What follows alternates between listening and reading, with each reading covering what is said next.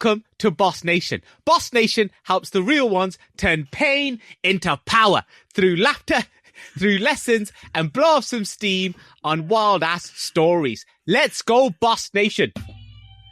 Today, we're going to be blowing off some steam on wild-ass workplace story. Somebody mixed business with pleasure, and a printer jam wasn't the only jam that he got into that night. Let's kick this podcast off. Let's go! I hope you're not insinuating that was me who got in the jam. This is my co-host, the one who keeps us on target, the chill behind the hustle. He tried to stand up once, but he sat back down. My co-captain in controlled chaos. Make some noise for my tag team partner, Manny Phoenix. Woo, woo, woo, woo. Yes, Boss Nation. This is the man right here, my co-host, the human espresso shot. Trust me, you take one shot of Jay, you're never going to need any other coffee again. Brings the hype, but forgets the details. This is our fourth shot of the intro. The fire behind every holiday and actually leaves the group chat. Blow your horns for JG, legend. You know what this is like? Have you ever watched, so those people that I was tuning in today, we would kind of redone this intro like 3-4 times. Cause as you can tell, if you've been watching episodes, I'm a bit more reserved and calm. Jay's more like the life of the party as we explain each other. And, if you've ever watched The Other Guys with Mark Wahlberg. Oh, yes, and Elements, and you know he does the bad cop. That's what it's like. It's like bad cop and good cop. We do bad cop. You're like bad cop, good cop in terms like you go in hard and I go in light. But it's almost like I'm thinking, damn, if he goes in hard, do I have to go on top of that? Like going really hard. Yeah, it's our nature, isn't it? There's times we're on fire, and sometimes you're water and nice and cool, and then sometimes it depends on the day. But today, I'm waking up excited. It's a very good day. Yeah. So let's get the ball rolling. What we got coming up, Jay? Okay, so let's start this off with a wild workplace heated relationship between a co-worker connection, an intense, complicated dynamic between colleagues. Yes, so Boss Nation, again, read the brief on this one. Got a case today that's got the entire office talking, and not in a good way, Jay, right? So, that's right. Here's the deal. So, this guy, Michael Rowe, hit me up. He's like, hey, it's Mike. I hooked up with a coworker, had fun, realized she wasn't for me. Broke things off quickly, right? It was quick and simple. While I was thinking it was good, he had his fun, things have taken a turn for the worst. Now, all the girls at work have nicknamed him. They call him Mike Rowe Penis. Micro penis. Oh God! I know it's getting worse. This nickname is growing and won't die. It's growing. Literally everyone calls me Micro Penis now. Now even the guys at work chant it down the hallway. No. I can't sleep. I'm stressed. I don't want this name. It's stuck for me forever. I'm starting to hate going to work. I'm waking up miserable because I don't know how to attack this. I don't know how to fix this. What do I do? Oh my days. Oh, changing. Sounds like bullying, and it's back in high school or uni days. Mr. Mike Rowe and his new surname. My question is, did you drop her like a hot potato? And boom, now everyone in office calls him Mike Rowe Penis. I get it, it's Mike and then ROWE. It's quite funny. And it seems like you unzipped and got slammed with the cruelest workplace nickname ever. It could be a life sentence. It could be. But only if you're at that company for the rest of your career. Yeah. So what we're doing, we're talking about walking, talking, HR nightmare. Nobody wants to mention, everyone's laughing. I think it's a bit cruel because it's like she hooked up with him as well.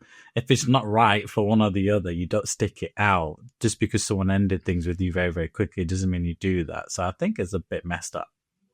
Mikey boy, Mikey, my guy. So the minute you pull down your zipper and thinking it's fun and games, it's open the gates of real world games, right? He's thinking it's fun and games, it's real world. And now you're branded. He's branded now. You're not Mike from finance anymore. You're micro penis. The guy, if he's like, you don't want to make eye contact with him if he's working with him at a meeting, because you just can't help but just laugh and think about his name, like micro penis. Yeah. But listen, there's two ways we could potentially get at this. How, right? Option one, if it was me, own it, right? Lean in, be the legend, print it on your t-shirt, on your damn t-shirt, right? Sign in with your emails, best regards, micro penis, right? The senior analyst or whatever your job role is. But, you embrace it. You take the power away from them. So it's a kind of, when someone's kind of leaning in on that joke, you kind of embrace it. You take that power away from them. So I don't know if it's like a yin and yang kind of power. You lean in. Option two is totally rebrand, level up. You need a new identity.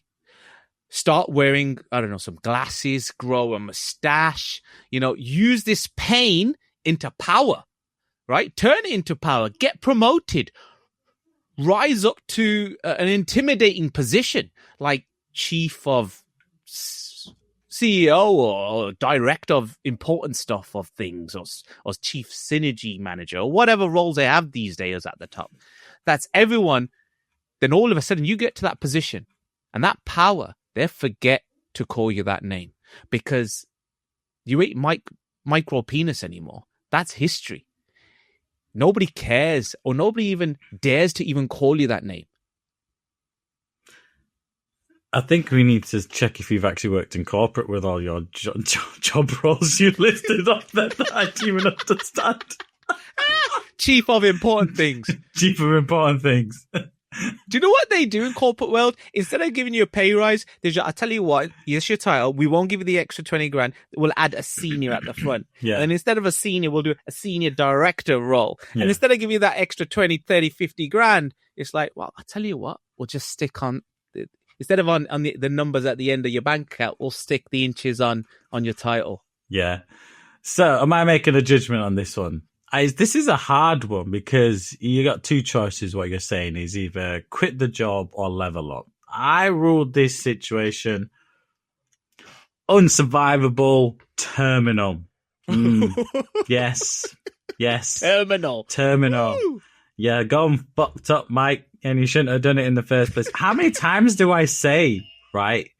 It's like bad boys. He's like the opposite of Mike Lowry. You know what I mean? Like, how many times say don't defecate where you eat? Simple as like, don't get into work relationships where you work and it's your 9 to 5 and you have to see people every single day. Control your drink, man. Seriously. Keep that zip locked up. Put a padlock on it with a combination code. You know what I mean? When you go out, I think that's what it might not even be the drink. His thing down there might have a brain of its own. Yeah, well, if it's micro, it's not got a big brain, has it?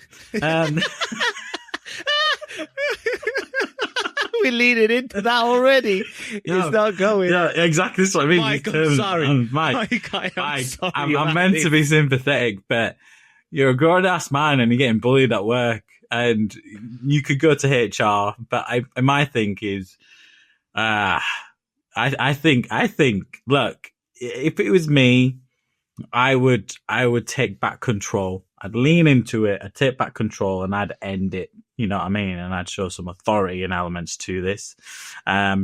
Or you do the whole play school thing and you do a room around her. You know, like the Friends episode, whereas the I Hate Rachel Club. You know, like reverse something Uno. like that. Yeah, reverse Uno. Get the reverse the Uno. Yeah, reverse. Yeah, get a reverse Uno card out. You put 2 on the 2. Yeah, put 2 on the 2. They say you can't do it. Yes, you can. Yes, you can. Right. So there's no middle ground here. She started it. You can end it. if someone takes the mick out of me, right? So I was at this a dining event. I'll give an example, right? And I get told off for it's an event thing that I attend on a regular basis. I like to tell a joke sometimes when I'm giving a toast. And some of the senior people in this membership club, they said the jokes are a bit on the line. In it. On the line. And and the last one I said, I want to tell a joke, and he goes, "Oh, they're not." Some guy goes, "Oh, they're not that funny anyway." And I went, "Well, I've got a joke just for you then." And I went in front of the crowd. I went, "How do you get an idiot to say how?" And he goes, "How?" And I went, "Thank you." And in front of the whole crowd. And I went, but like literally got him in the crowd, the whole crowd laughing and him looking like the idiot, because that's what I made him look out to me. So it's like, you throw shade at me and you call me out like a heckle, elements. It's like a comedian. You get heckled. You that's right. Full raid. That's what's happened here to you, Mike. She's called you out. You either call her out again, take back control, own that nickname in a funny way, and be like, "Oh, they only call it micro because to turn down my ego because of how big it really is." You know what I mean? It's like people used to call me Little Manny instead of Big Manny, but Big Manny was taller, but I was older. But let's be honest with you, that was to make him feel better, because let's be honest with you, I had a bigger package.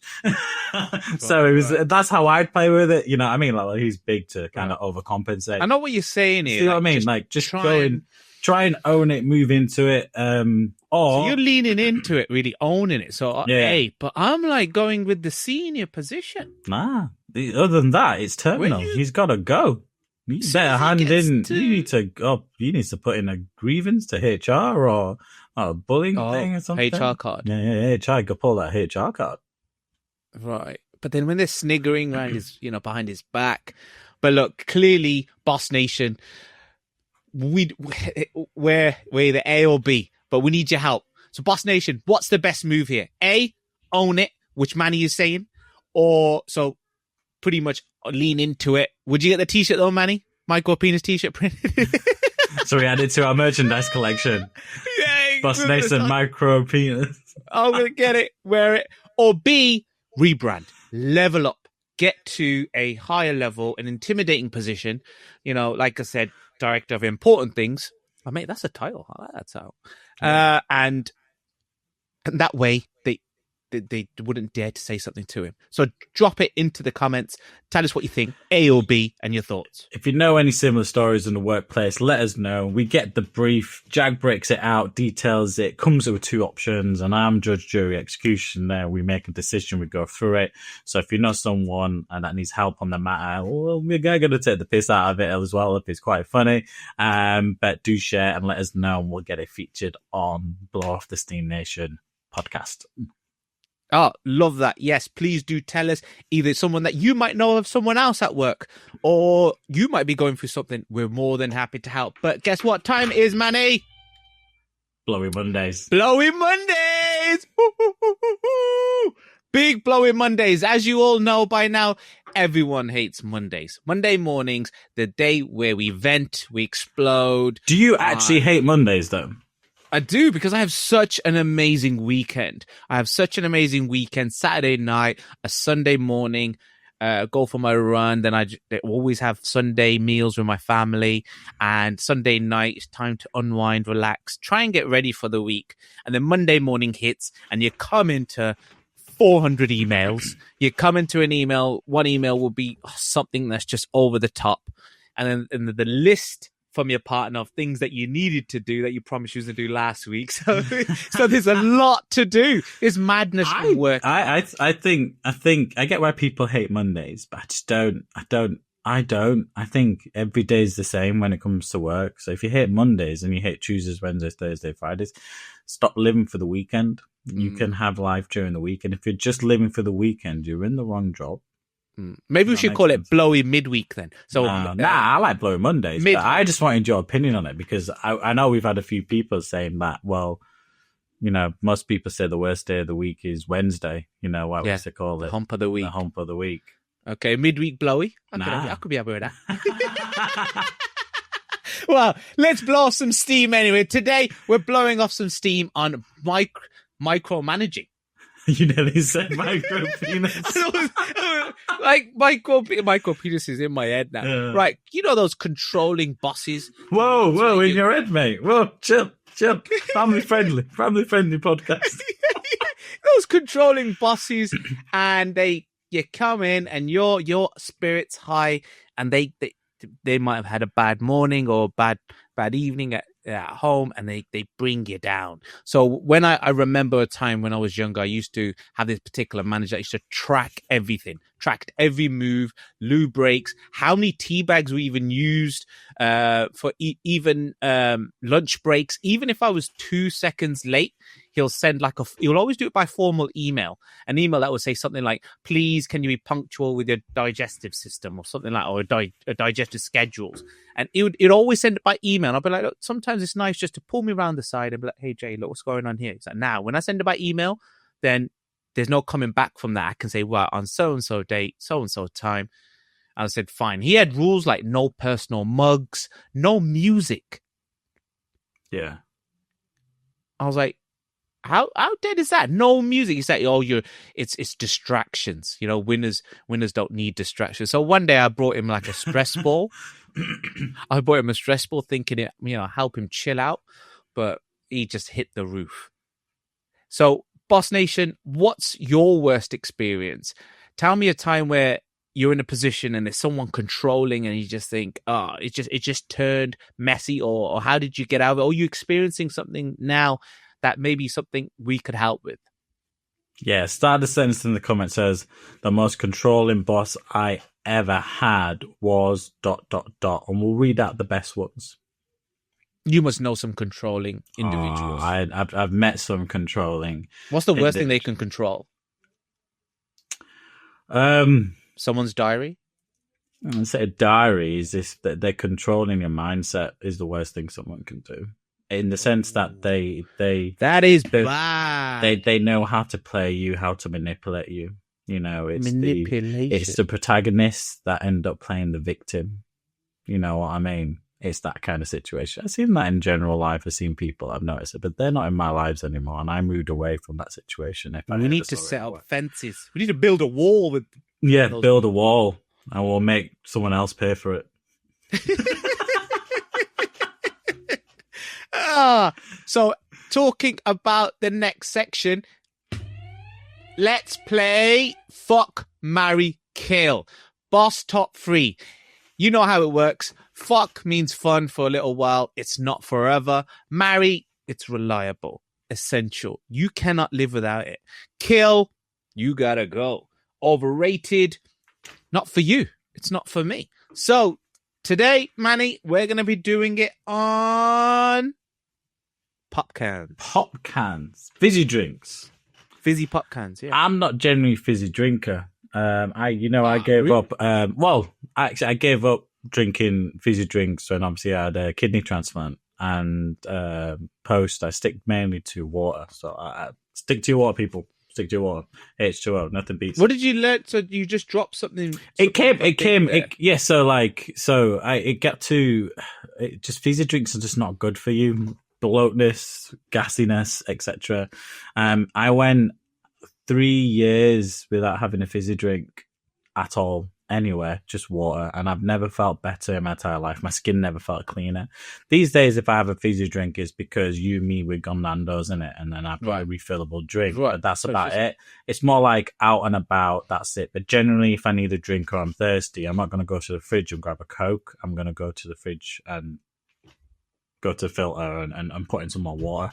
But if I do have fizzy drinks, I am very, very picky. So I'll fuck with Fanta because it's nice to have now and again, because fuck means fuck. Want a Fanta?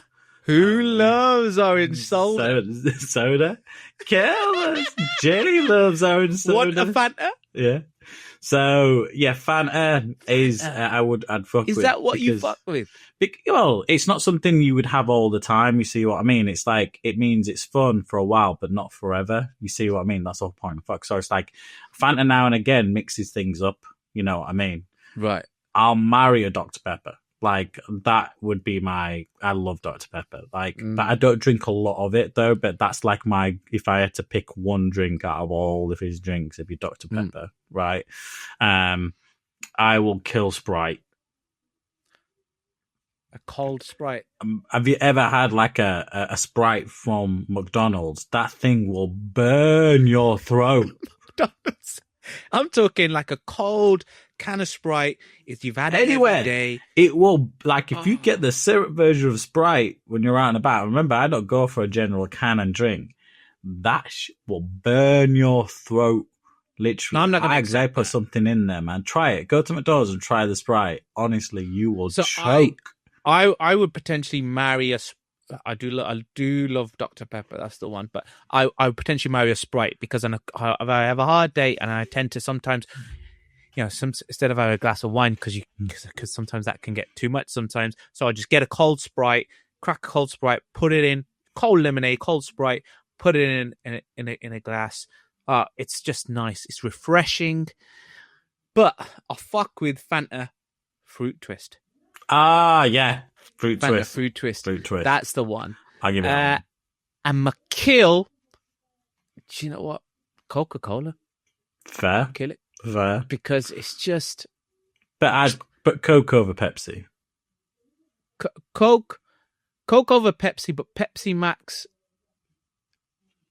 is does pull it back. Nah. See, this is where we all disagree. Really? Yeah. But the Sprite for me is the one. But look, let's do it on workplace wardrobe malfunctions. Okay. So I'm going to list you the 5. You're going to give me what you think is fuck, marry, kill. Let's go. First one, the button-down bandit forgets to button their shirt past their mid-chest. The skirt split survivor. So RIP to kind of off his dignity here a little bit, but the group chat lives on forever. 3, high heels hazards. Trips up, snaps a heel, cheap shoes. 4, the business casual. So, like the misinterpreter. So, thinks that tank tops are professional. And the perfume oversprayer leaves a scent trail that could knock out a horse. Oh, that's fuck, a tough marry, one. kill. That's a tough one, man. I mean, I'm gonna show pity on the skirt split people. Someone who rips their trousers. I'm gonna say I'll kill the button down bandit. Like, come on, man, button up your shirt. I want to see no, big ass belly button and then chest hairs. Not even chest hairs, man. It's like, I don't want to see some fluff coming out of your belly button, man. Like, cover that stuff up. It's just got 2 buttons. Yeah. Bottom showing and top showing. Yeah, that's it, literally. And sometimes I do that, and the middle button pops out, and it's like, yeah, brother, I can see your whole stomach. And then there's some that don't even do the top half of the shirt, and it's like, yo, bro, like you're not a 300 Spartan. Chill. And what would you say? What would you say when someone's got their? I just find it a bit weird. I just leave it to it. I don't mention it. I just leave it. What do you say? I just say, I say a lot. Looks like your mum didn't teach you how to dress, but you need to tie those bottoms up. Drop a little dig. Drop a little dig out, like maybe someone didn't tell you how to dress, but those buttons, they go into that little hole. Yeah, that's what it's designed for. Go in the hole. You go in the hole. Do you know how to do that? Yeah, you're not gonna get in a hole if you can't button your own hole, mate. Jesus. So I'd say kill that. I'll fuck with the heel hazards. I don't mind that. If someone thing is, because it's not about price. Sometimes it's like I will buy some. Like, I'll be honest with you, this T-shirt, you can't see it. This is from Sainsbury's, man. This is a TU T-shirt. It's cool. It's casual. It's loose. It's hot. You know what I mean? The weather's great. We're in summer. You know what I mean? I want something loose. It pops. The colour's good. I can just wear it on. This is like 10 quid. You know what I mean? If this rips tomorrow, I don't care. You know what I mean? If the sleeve rips off, I don't care. I'll just go get another one. So I'm not helpless by that. So I don't mind it. I fuck with I do love high heels. Yeah, and high heels are nice, but I don't mind girls that don't wear them as well because I get the if you're in high heels all day, but my feet get tired from walking around in trainers. You know what I mean? So I do feel for women because some high heels are so expensive, and especially if you get the red bottoms and you just wear it for like a day or two, and you can see it's not used. I would just say they could never stay red bottoms forever. But the thing is it's like all the heels are the same manufacturers, really. So you're paying a premium for like Prada heels, which will break just as easily as your M&S heels. You know what I mean? Or your Next heels or whatever you get. So it's like, really, go get the next one, man. Go spend 20 quid, don't spend 200 quid. You know what I mean? If you're only going to spend it a few times. But women, back me on this. Is this true? A woman once told me, when I get a compliment from a man, it's, but when she gets a compliment from another woman, that's when it makes her day. Oh, yes. I was on a date with a girl in London, and she was looking fire, right? And this girl, she was wearing, she had the red lipstick, she had the white summer dress on, and obviously she's holding my hand, and we're walking down from the restaurant back down, and a girl's commented and said, "You look absolutely fantastic." And I'm like, well, what the fuck about me?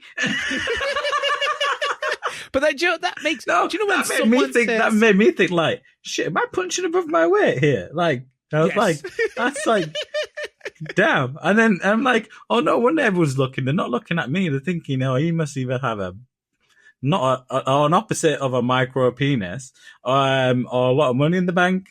And it's neither. I'm telling you, when someone gives you a compliment and it doesn't make your day, but just that little boost, it's lovely when you meet nice people. I will marry someone who smells good, so like, I don't mind the perfume, and girls, they generally do the ones that, that means they put you're big on that. You're big on always wanting to smell. Yeah, I got a good collection of you do perfumes.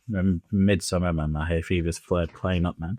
So all these video clips are gonna be with me and my hay fever. So I don't mind a perfume over spray. Not a problem. I'd rather them smell something nice than of their own sweat. Yeah, that's so true. Right, let's move on to... Now, let's do it on Zoom call oopsies. Okay, bit of an oopsie report here.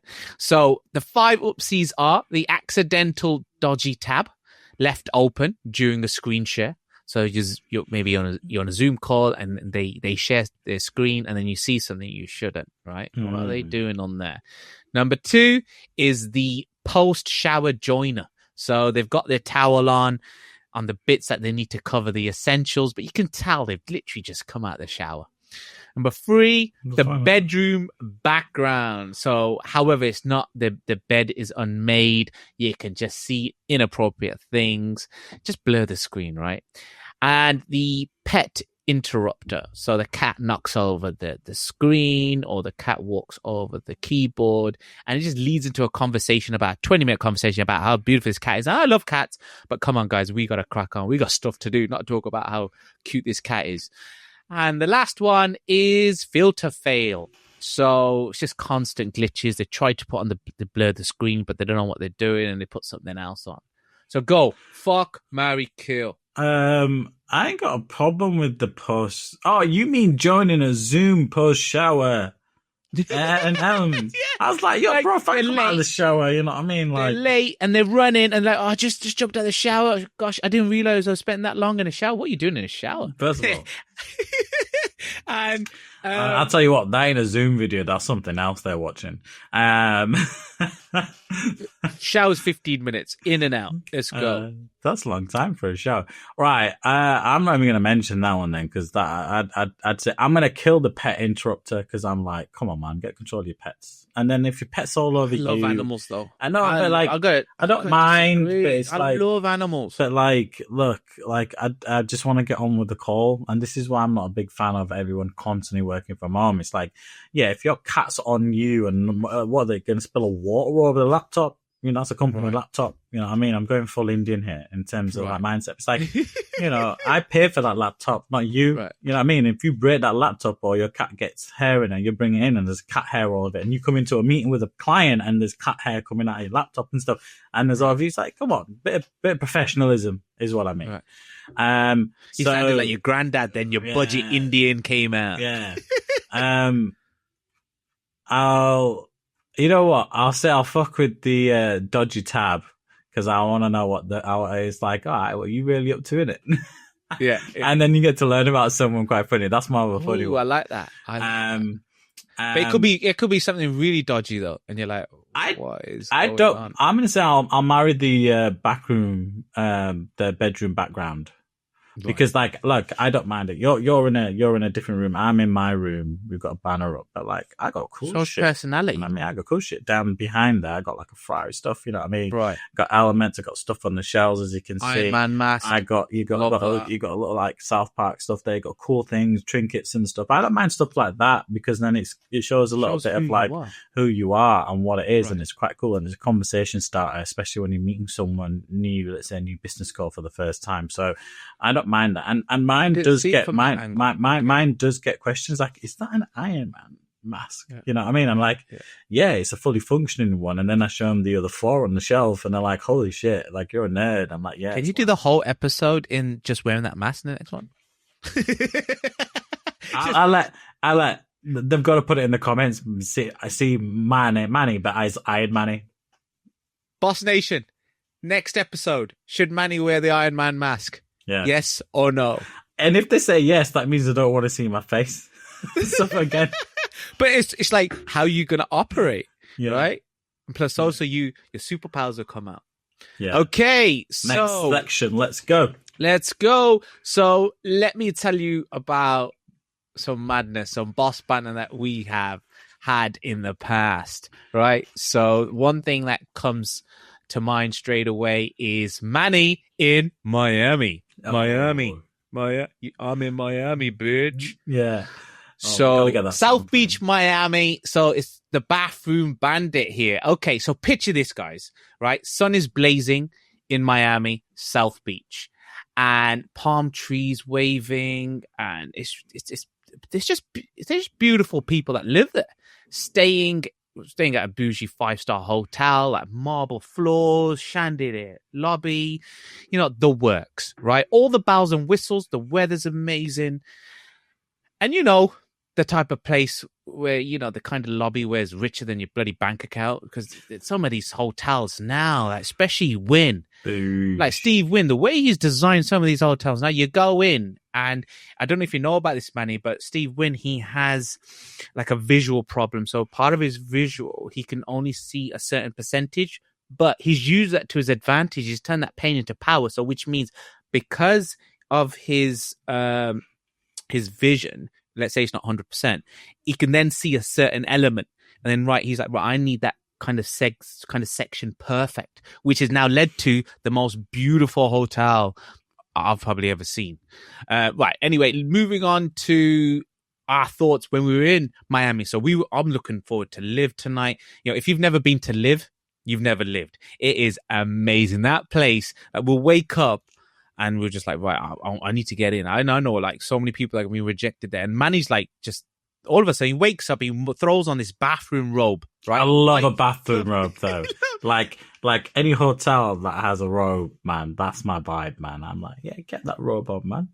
So he gets his bathroom robe on, like white, fluffy, looking like he's like in some sort of spa commercial. And I'm like, fab, right? Okay, he's gonna go for a shower, come back, and then he's good to go. And I'm like, and he's like, nah, bruv, I'm wearing this today. At first, I'm like, okay, he's joking, right? He's just pulling my leg, and he walks straight out, hotel room, down the elevator, right down to a massive kind of the lobby, and still in the robe.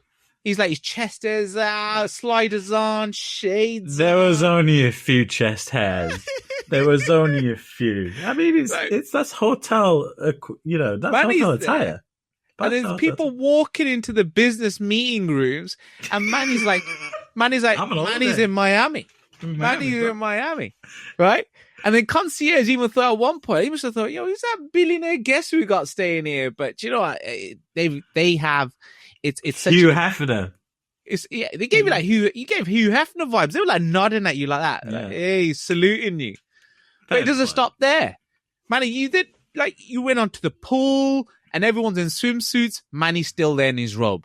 We're on the beach. He's still there in his robe, bro. We're walking on the sand, and when we even thought, well, let's get some rollerblades. Right, he's still there in his robe. Next thing, right, we're on a jet ski. Right, let's do some jet skis in Miami. Right, and I'm thinking finally he's going to change. Right, no, the guy's out there, middle of the ocean, 60 miles per hour, flying in a bathrobe, flapping like Superman's cape. Right. There's some people there where they are pointing thing. Is that like an influencer challenge? Like a waterproof drip. Yeah. Right? Like that remix, Young, Brown and Rich. You know when I said to you, I'm having a robe day? And it's like, yeah, do that. That's what he was like on the jet ski. We should remix that song. You should have been like, Young, Brown and Rich.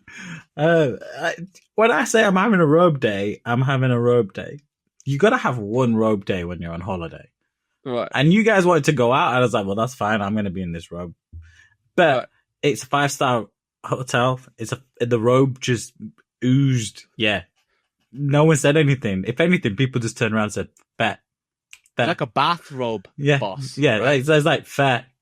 You know what I mean? Walked around like Hugh Hefner. Like, why the fuck not? We're in Miami. All the girls are in there. The girls aren't even dressed up on the beach anyway. Yeah. I mean, I have to say, I did have, like, you know, shorts on underneath my robe. You know what I mean? I wasn't completely thinking, I don't know, was there anything in the shorts? We don't know. No reason, no explanation. So I had, like, my swim shorts and stuff on under my robe. But after that, without the bandana and the robe on top, why not? Why not? I flexed it. And they had the robe. Don't forget, it was their beach area. It was the hotel's private beach area. Right. So you could take your robe onto the beach. I asked, so can I take my robe onto the beach area? I said, yeah, as long as you're in our beach area. So Hugh Hefner vibes, right? Yeah. You in a bathrobe, seeing you in a bathrobe. Yeah. It really is. Yeah, you give like Hugh Hefner vibes. But that morning... So if you want to see me in a bathrobe and an Iron Man helmet, put it in the comments. But that morning, that hotel manager, he got you. He got you with that. He stung you in the morning with the bill. Oh, yeah. But I was like, put it on a room, innit? Yeah. Right. The hotel manager in the morning, he said, right, that robe is hotel property. So $300 listed on the bill, right? But I got that off because I got that off because I said, look, it's a robe. You know what I mean? Like, okay, man, taking it off the property and our premises. But like I said, I put your brand out there. But tell me partying and live though, man. Oh, live is a different, live is a different element, man. Like, I remember being in live. I've been twice. I know you've been. It's different. You want to get in early. The first time I went, I was out with another mate of mine and a couple of mates. And we went and we were out there. It was a great Set the scene. Lobby was busy. You know, dressed up smart. We had tickets, so we kind of got in early. Or did you get tickets? Yeah, you have to get tickets, really. If you get tickets, you get in. If you just queue up, you're not going to get in. Right. And you can just waste your time. Yeah, well, no, don't queue. Get a ticket or get a bottle. You have to get a bottle or something. It's the only way you're going to get in, really. Yeah. Loads of people. So many. You got people queuing, wads of cash, premium bottle, confetti fun, and like we got in early, and I had a great time because I back then I was a bit of what we call a fun drunk, if that makes sense, having a few cheeky ones, and this was years ago, talking about 2014. You don't need alcohol to be fun anymore. And the Miami Dolphins were in live. The NFL team, cheerleaders were there, right? And I was using the Manny in Miami hashtag, right?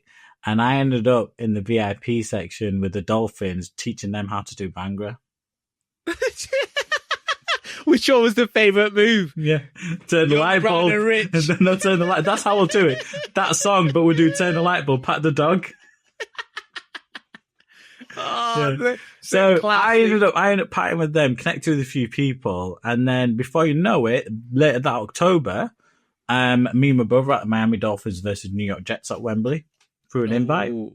So I ended up having a great time, and yeah, there's some stuff on my Instagram from years ago from that night out, and like the potpourri confetti boom, like turn it down for what pops. You got dancers, everything. And 2 years ago, and it's I went constant back as well. there They always again. chuck in the confetti, Yeah, big, large robots. Yeah. Everyone's dancing. Is it me? But everyone's just good looking in It's Miami. it's a show. It's a show. But if you haven't done it, it's definitely worth, it's definitely. So I know other people, right, that have been rejected from Live at least 5-6 times. So when I originally first went, Yeah, but did they turn up in a bathrobe? So I need to ask them, but probably not. Yeah. But once I was waiting. We were waiting outside, and then the queue out there is beautiful inside while you're waiting in the lobby, and there's chandeliers already here. I thought this is Live. Yeah, and you got the bar outside, the outside bar outside area, anyway, which so is part of the hotel bar area for you to communal. But then That's right. everyone queues, So- and that, I think that's the most crazy thing about it, is because you go into a hotel and the club's in the hotel.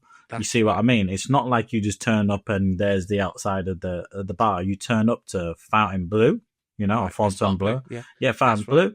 And you turn up and there's everyone turning up in the McLarens, Ferraris, Lamborghinis, Urises, drop-offs and stuff.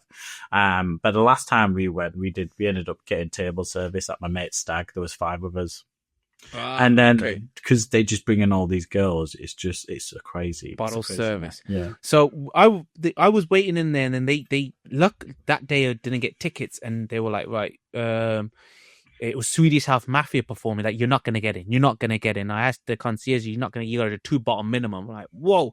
And seeing people walking in with wads of cash, pulling off the red rope, the robe, and I'm like, oh my gosh, this is crazy. But luckily, they picked the 2 of us. I started showing my UK driving license. I had come this far. It was one night only, right? And one night only. Yeah. Got in. I went in. Oh, it's striking inside. The architecture.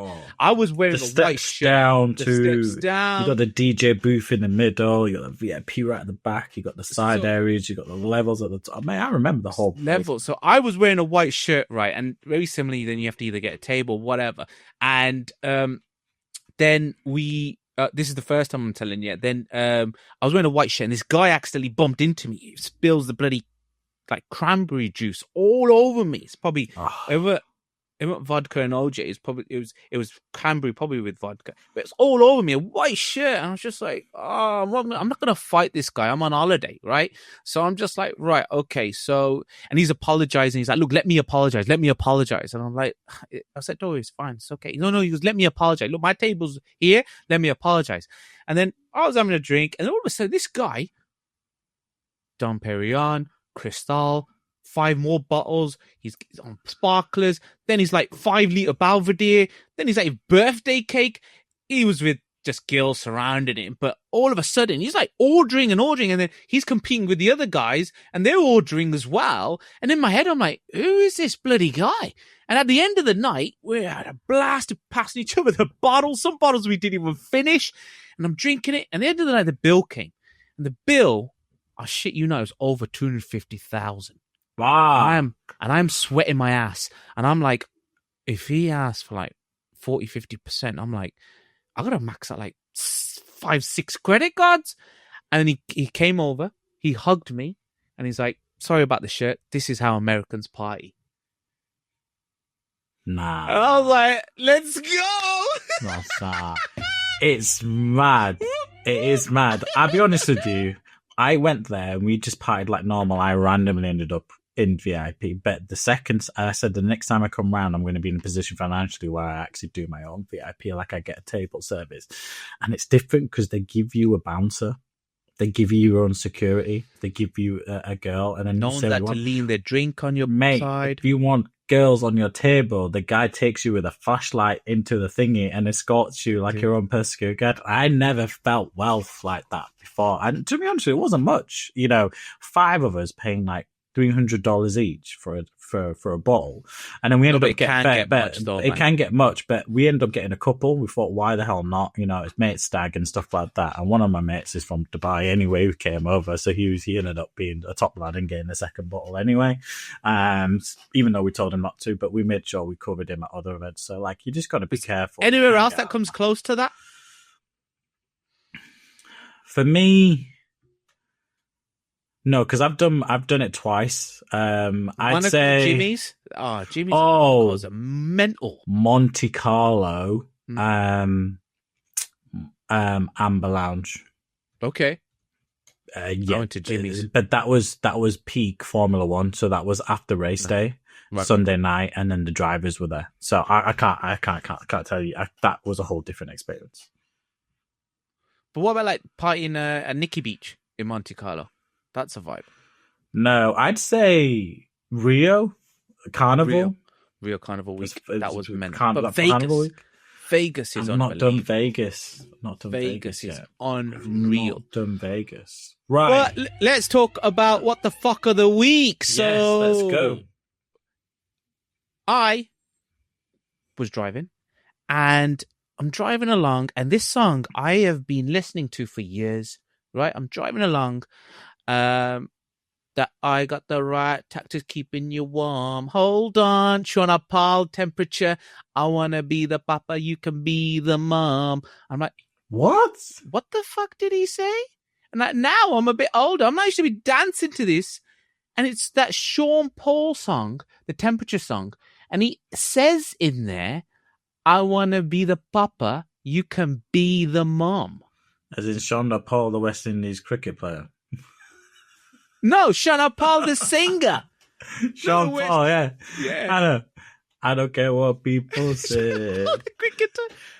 But you're talking about Chandra Paul, where he got his name from. Paul, yeah. He copied that West Indies cricketer. But anyway, all these years, I'm like dancing to this song, and he says the lyric in there, I want to be a papa, you can be the mom. Like in my head, I'm like, the genius behind this songwriting. Imagine that. Like, I want to be the papa, and you can be the mom.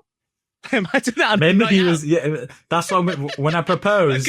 When I propose, that's the line I'm going to use. It's like a hit-up line. Yep. But Manny, you need to play that song and hear that line, and you say, "Oh my gosh, he's been saying that all along." Knew we're pregnant reveal. So. But anyway, it just shows that you be dancing to songs, and they say a certain line, and you be dancing to them. I told you, be dancing it in a vibe, and then when you're listening to it sober, you're like, is that what they actually say? Is that what I'm dancing to? Yeah. Right. Segment 4. Let's go.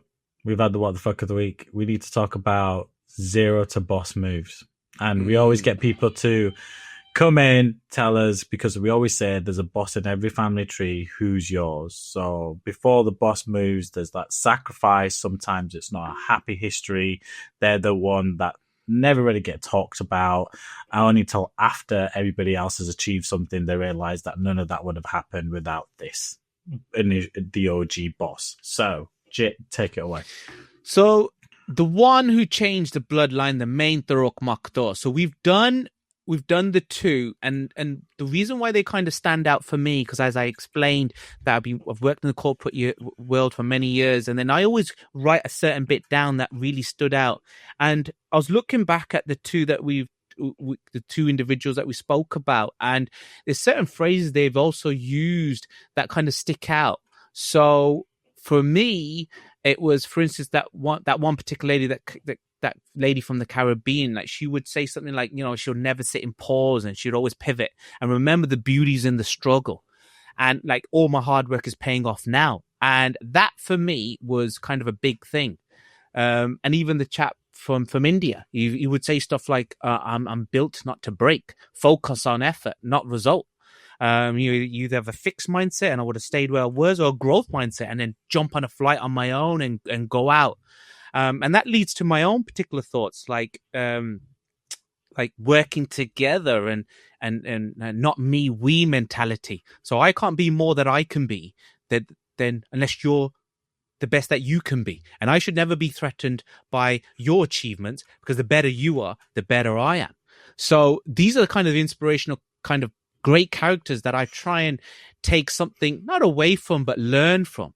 and then write their history down. So today's unsung boss left rural Ireland in the 50s. He was 18 years old, came on his own, didn't carry much other than his mother's kind of beads, landed in Birmingham with no money, just a handshake that he not a guarantee, just a handshake that he's got a job on a building site. Started off digging trenches and then working in a factory, breathing all that dust and metal and debris and crap, weekends laboring wherever he can. He had a mindset that his rent came first. He lived with other strangers, shared bread, shared whiskey, because I know they're into their whiskey and songs. Jameson. And they became a family, yeah. But he never missed a shift, because failure wasn't an option. Over time, brought his first motorbike, then flat, and then a modest home for their first family home, their own property. He's built more than just foundations. He's built generation foundation for his family, and now his sons are heavy into driveways. So they're heavy into residential driveways, and they got a big operation at the minute, and that wouldn't have happened if it wasn't for him. And another chap, again, never called himself the boss, but every brick he laid in the past, he said something silly like he used to do like over 10,000 bricks, like a weekly or daily. Don't quote me on that, but something silly like that. I'm like, whoa, right? And ultimately, he's set his bloodline up, and that forward momentum. So that's hard work right there. That's boss nation. Tell me who's in your family tree is the Rokmakto. Who's the one who's the boss? Who's the one that crossed the borders, that went to another country, or it doesn't have to be, it could be the same country, but went to a level that was leveled up, carried us. We're standing. We got to give him a round of applause. We do. Yeah, we do. We do. In bricklaying to building to foundations, not just for the city, but for his own family. And now his kids have all got perfect way, learned a trade, will do it for residential homes, big companies, and built a business out of it. And now they're probably earning good money. What a way. So as Jay said, we're honoring OG bosses, people who survived impossible odds, built something from nothing, made sacrifices, still pay off today. Tell us your family story. We'll read the most powerful ones on air. Right. Now, we're going to continue that energy of zero to boss, and how Airbnb became $100 billion empire renting airbeds. Airbnb. Have you used it? Yeah, I use it all the time. It's brilliant. Yeah, it was a bit of a different concept to begin with. It's like it came with that bubble of like tech companies we talked about in the last episode, of we talked about like Uber, we talked about Fiverr and stuff like that, where you're basically building a platform essentially, but you don't own anything. So like Uber's the biggest taxi firm in the world that doesn't own a taxi. Fiverr is the biggest employment company in the world that doesn't own an employee. Skills specialist company in the world. Airbnb is the biggest hotel chain in the world, but doesn't own a hotel. Does that make sense? So they're just utilizing spare space. Yeah, it is utilizing thing. It's that motto of the next billion dollar companies are going to come from people that be able to think like this in terms of where can I leverage all these elements or skills or places or stuff and bring it up to one, or create technology that connects people together in a sophisticated, easy way.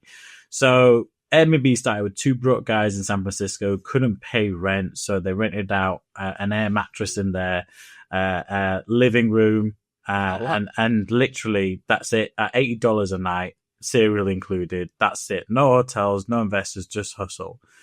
Airbnb now is like $100 billion company, bigger than Hilton, Marriott, and Hyatt combined. And here's how they did it: no hotels, nothing.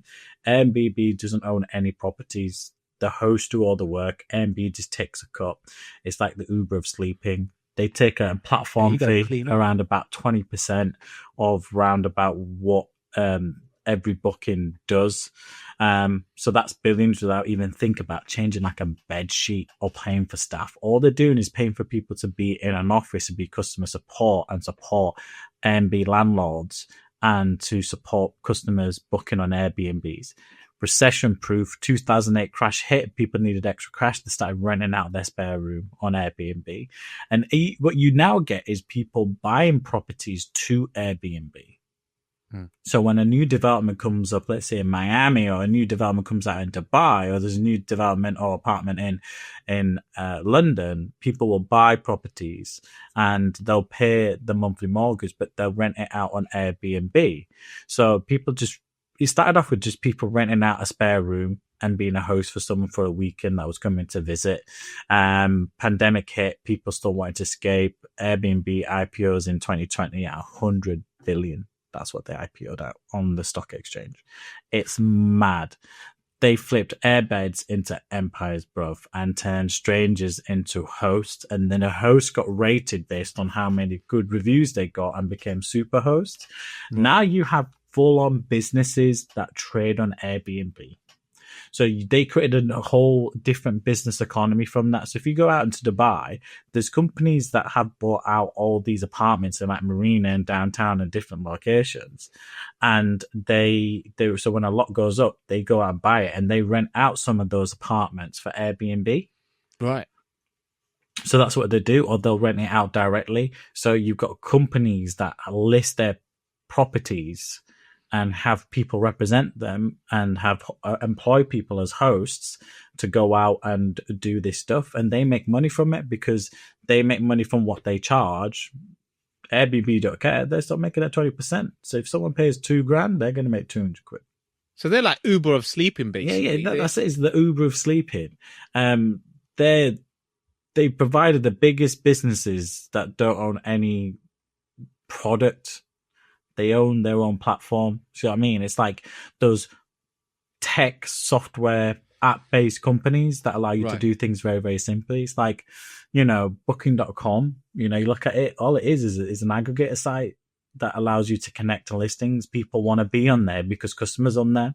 So you still have a pain point with these businesses is that you got two customers to attract. You got to attract people to showcase they can Airbnb. Right. And they should put their place up, but you also need to bring customers in to take on those Airbnbs and pay instead of paying for a hotel chain. Essentially, I mean, the hotel chain is never going to die because the difference became very, very clear between Airbnb is Airbnb, it's do it yourself. So you get a host, they make sure the sheets are cleaned. You go in, you sort out your own food. There's no concierge service. You still got a more of a manual check-in process. There's no one to call in the middle of the night. People don't mind that. People don't mind that, especially elements. So I Airbnb in Dubai all the time. And when I go abroad, sometimes Airbnb. But when I go for like nice holidays, then I'm at like the W Row, you know what I mean? Or we're at Fontainebleau in Miami, or I was at the, when we went to Rio, you guys were a different hotel, but I was at the Fairmont. You see what I mean? So I do like a nice luxury hotel because I like the benefits of come with a luxury hotel sometimes, especially when I'm very far, far away. If I go to Europe, I go to a place I've been multiple times, then I don't mind getting an Airbnb. For me, what I've learned is this is not about owning the product. It's about owning the platform. Yeah. So if that just tells me it's bada bing, bada boss. Bada boss. So, damn, like this is really coming to light now. It's $1 billion empire. They don't own the product, like I said.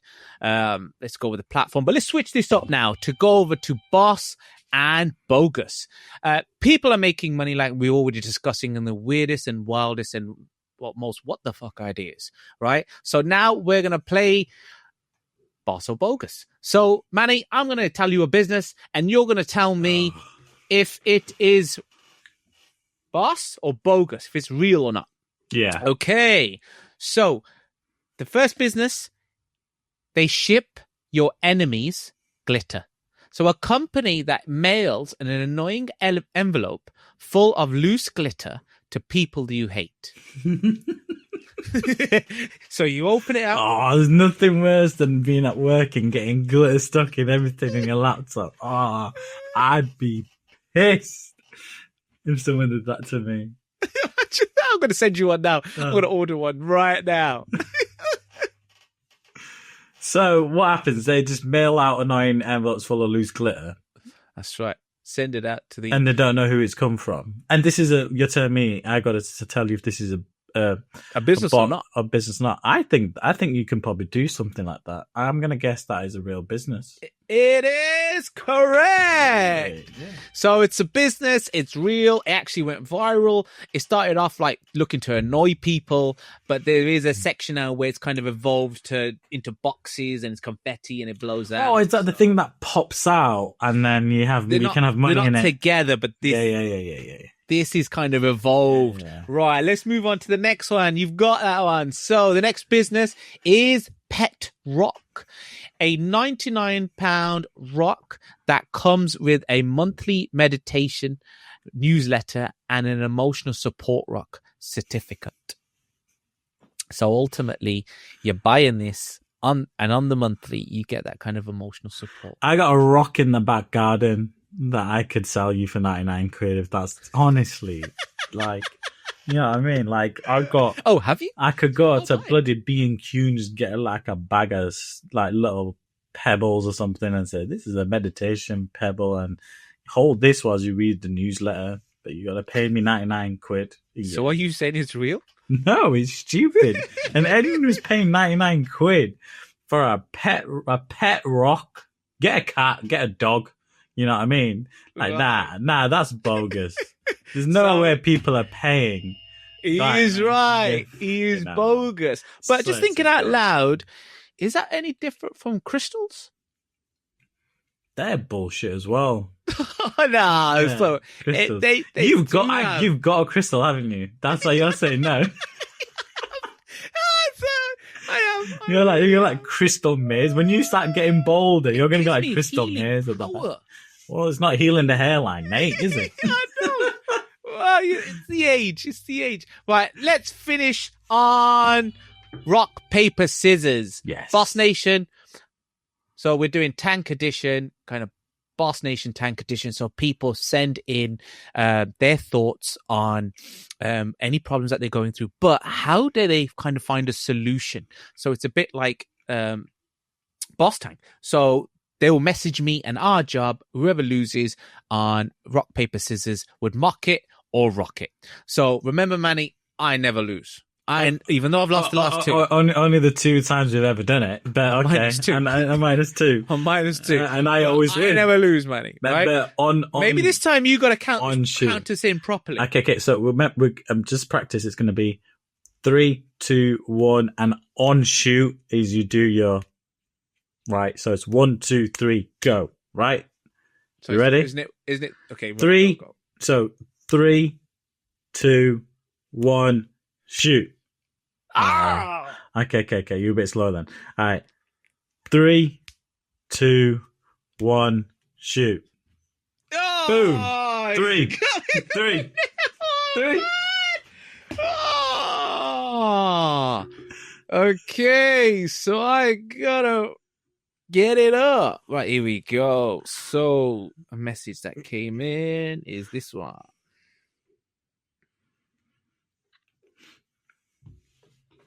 Hey, guess what? My boss and other work colleagues, they never refill the office coffee machine.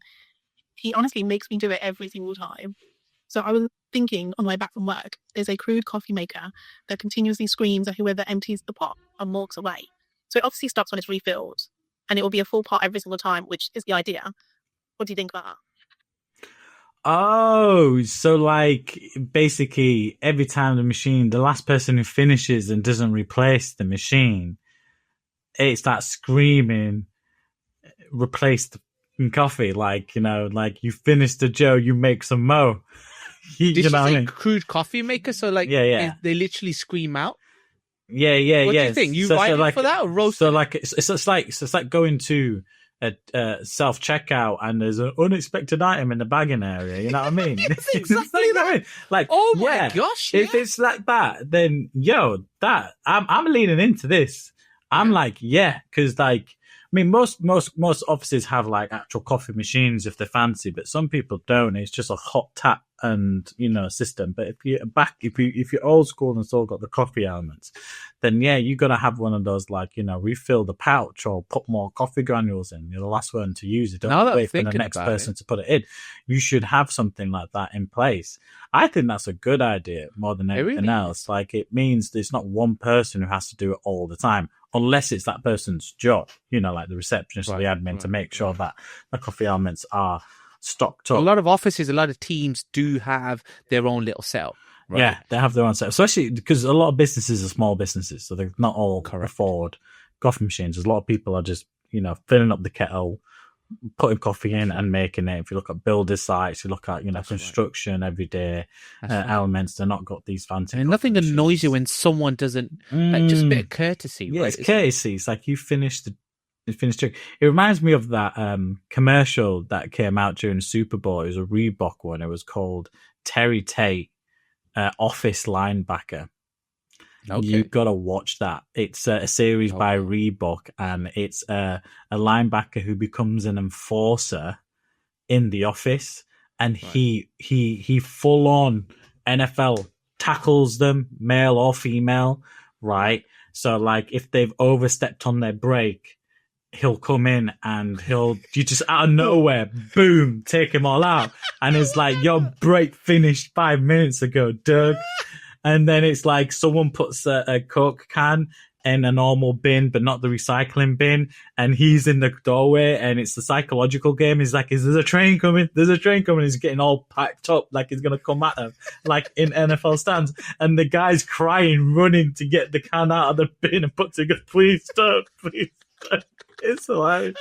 And then it's like, and then someone like does that thing with the coffee mug. They put it in and they don't fill it up, and someone comes in and he's like, Jesus Christ, no one filled the coffee mug. And he's smiling, laughing, having his cup, and then before you know it, in the camera, bang, boom, clean, taken out. And he goes, if you finish the Joe, you make some more. That's where that line comes from. And he goes, we're gonna ride for this then. Yeah. This is, for me, a winner. Yeah, let's go. So, guys, if Boss Nation, if you have any genius ideas, right, any wacky ideas or anything any problems you're having at work that you think that will work or potentially make a change for the good, we will send it in to us. We will read out the wild ones, and they'll be read. And one of us will have to roast it or write it. Leave us a message, a voicemail, or a message on 077 577 3870. I repeat, 077 577 3870. That's it now for episode 3, Manny. Yeah, it's been fun, pure vibes, zero filters. This is what Blow Off Some Steam Boss Nation's all about. Helping you just listen in, blow off some steam, laugh along with us, think of your own stories and get involved in, and we'll just talk about it and have some fun about it all the way through. Don't let the world change your smile.